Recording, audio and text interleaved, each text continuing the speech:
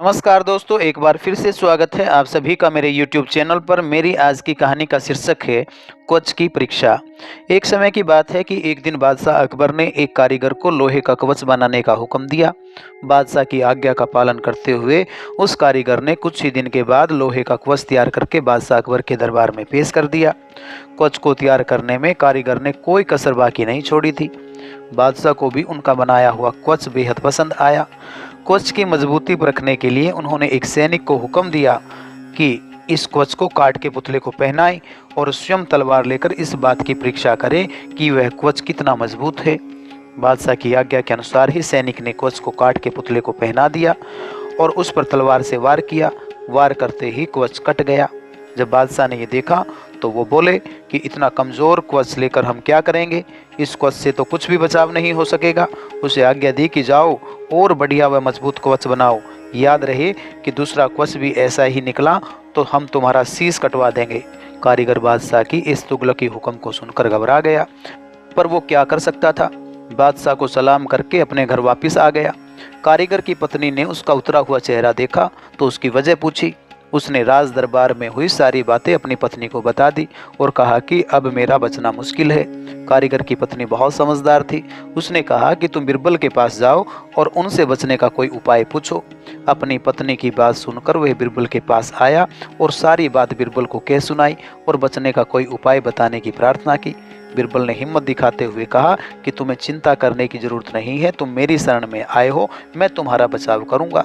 तुम इस बार बादशाह के पास एक कवच बना करके ले जाओ और जब बादशाह उस कवच को काट के पुतले पर पहनाने का हुक्म दे तो तुम कहना कि इम्तिहान किसी काट के पुतले पर नहीं होना चाहिए महाराज, मैं स्वयं इसको पहन लेता हूँ। तुम्हारी इस बात को बादशाह जरूर मान जाएंगे और इस बार जब कोई सैनिक तलवार से तुम पर वार करे तो तुम पलट करके अपने आप को बचा लेना। तुम यह काम ठीक अगर इसी प्रकार से करोगे तो बादशाह तुम्हारी जान को छोड़ देंगे और तुम बच जाओगे। बादशाह तुमसे अगर इसकी वजह पूछे तो उनको कह देना कि आलमपना, मेरा कवच पहनने वाला व्यक्ति कोई काठ का पुतला नहीं होगा, वो ज़रूर कोई वीर और योद्धा होगा और वो अपने बचाव के लिए ज़रूर पलट करके दुश्मन के ऊपर वार करेगा और इस प्रकार से दुश्मन इतनी आसानी से इस कवच को नहीं तोड़ सकेगा। बिरबल को धन्यवाद देकर वह कारीगर अपने घर आया और 2-3 दिन के बाद एक दूसरा कवच तैयार करके दरबार में पहुंचा। बादशाह ने उस कवच को देखा और फिर से सैनिक को आदेश दिया कि इस कवच को काट के पुतले को पहना दे। इस बार कारीगर को बिरबल की बात याद आई और उसने बादशाह अकबर से कहा कि महाराज, आप इस कवच को काट के पुतले को मत पहनाइए। अगर आपको इसकी परीक्षा लेनी है तो मैं स्वयं इस कवच को पहन लेता हूं और मेरे ऊपर अपने सैनिक को वार करने के लिए कहिए। बादशाह ने उस कारीगर की यह बात मान ली और उस कवच का इम्तिहान लेने के लिए अपने एक होशियार सैनिक से कहा। सिपाही ने जैसे ही कारीगर पर तलवार उठाई वैसे ही कारीगर ने भी अपनी तलवार निकाल ली और बचाव की मुद्रा में आ गया और यह देखकर सिपाही रुक गया और बादशाह की ओर देखने लगा। बादशाह ने कारीगर से इसका कारण पूछा तो उसने वही बात बताई जो बिरबल ने समझाई थी।